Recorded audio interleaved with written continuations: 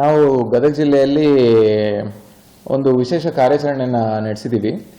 ಬಹಳಷ್ಟು ದಿನಗಳಿಂದ ನಾವು ಬಾತ್ಮೀದಾರರ ಮಾಹಿತಿ ಮೇರೆಗೆ ಮತ್ತು ನಮ್ಮ ಲೋಕಲ್ ಇಂಟೆಲಿಜೆನ್ಸ್ ಸೋರ್ಸಸ್ ಮೇರೆಗೆ ಒಂದು ಕಾರ್ಯಾಚರಣೆ ಮಾಡಬೇಕು ಅಂತ ಹೇಳಿ ಬಹಳಷ್ಟು ಇನ್ಫಾರ್ಮೇಷನ್ನ ಕಲೆಕ್ಟ್ ಮಾಡ್ತಿದ್ವಿ.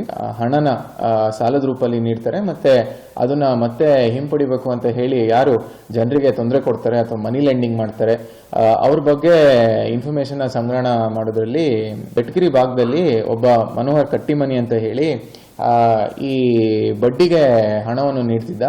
ಮತ್ತೆ ಜನರಿಗೆ ಈ ಖಾಲಿ ಬಾಂಡ್ಸ್ ಆಗಿರಲಿ ಅಥವಾ ಅವ್ರದ್ದು ಚೆಕ್ಸ್ ಆಗಿರಲಿ ಅಥವಾ ಏನೋ ಒಂದು ಪ್ರಾಮಿಸರಿ ನೋಟ್ಸ್ ಆಗಿರಲಿ ಇಂಥದನ್ನ ಅವನು ತನ್ನ ಹತ್ರ ಇಟ್ಕೊಂಡು ಹಣನ ಪಾವತಿ ಮಾಡ್ತಿದ್ದ. ಮತ್ತು ಇಂಟ್ರೆಸ್ಟ್ ಕೂಡ ಭಾಳಷ್ಟು ಚಾರ್ಜ್ ಮಾಡ್ತಿದ್ದ. ಮತ್ತು ಅವನ ಹತ್ರ ಯಾವುದು ಅಧಿಕೃತ ದಾಖಲಾತಿ ಇಲ್ಲದೆ ಈ ರೀತಿ ಜನರಿಗೆ ಕಷ್ಟ ಉಂಟು ಮಾಡ್ತಿದ್ದ ಅಂತ ಹೇಳಿ ನಮ್ಮ ಲೋಕಲ್ ಇಂಟೆಲಿಜೆನ್ಸ್ ಸೋರ್ಸಸ್ ಮತ್ತು ಬಾತ್ಮೀದಾರ ಮಾಹಿತಿಯಿಂದ ನಮಗೆ ಗೊತ್ತಾಯಿತು. ಮಾಡಿದ್ವಿ 6 ತಂಡನ ರಚನೆ ಮಾಡಿ ಬೆಳಗ್ಗೆ ಸುಮಾರು 5ರಿಂದ 8 ಗಂಟೆಯಿಂದನೇ ನಾವು ಕೆಲಸನ ಪ್ರಾರಂಭ ಮಾಡಿ ಒಟ್ಟು 6 ಜಾಗದಲ್ಲಿ ನಾವು ರೇಡ್ ಮಾಡಿದ್ವಿ. ಇದರಲ್ಲಿ ಆತನ ಮನೆ ಆಗಿರಲಿ, ಆತನ ಸಹಚರರ ಮನೆ ಆಗಿರಲಿ, ಮತ್ತು ಒಂದು ಕಚೇರಿ ಆಗಿರಲಿ, ಇದನ್ನು ಕೂಡ ಅಟ್ ಎ ಟೈಮ್ ನಾವು ರೇಡ್ ಮಾಡೋ ಪ್ರಕ್ರಿಯೆನ ನಾವು ಮಾಡಿದ್ವಿ.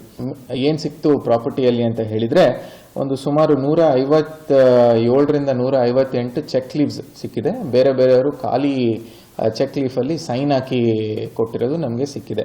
ಅದ್ರ ಜೊತೆಯಾಗಿ ನಮ್ಮ ಹತ್ರ ಒಂದು 65ರಿಂದ 67 ಈಗಲೂ ಇನ್ನು ಅದನ್ನು ನಮ್ಮ ಪಂಚನಾಮೆಯಲ್ಲಿ ಎಲ್ಲ ತೊಗೊಂಡಿದ್ದೀವಿ.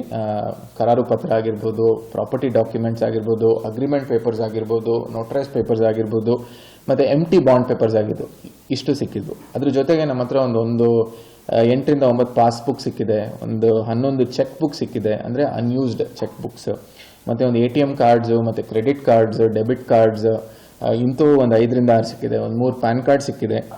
ಅನ್ಅಕೌಂಟೆಡ್ ಕ್ಯಾಶ್ ಒಂದು 5.5 ಲಕ್ಷ ರೂಪಾಯಿ ಹತ್ತತ್ರ ಸಿಕ್ಕಿದೆ. ಅದರ ಜೊತೆಗೆ 2,000 ರೂಪಾಯಿ ನೋಟ್ ಏನು ಮುಂಚೆ ಈಗ ಚಾಲ್ತಿಯಲ್ಲಿ ಇಲ್ಲ, ಅದ್ರದ್ದು ಒಂದು 26,000 ರೂಪಾಯಿ 2,000 ರೂಪಾಯಿ ನೋಟಿಂದು ಡೆನಾಮಿನೇಷನ್ ಕೂಡ ಸಿಕ್ಕಿದೆ.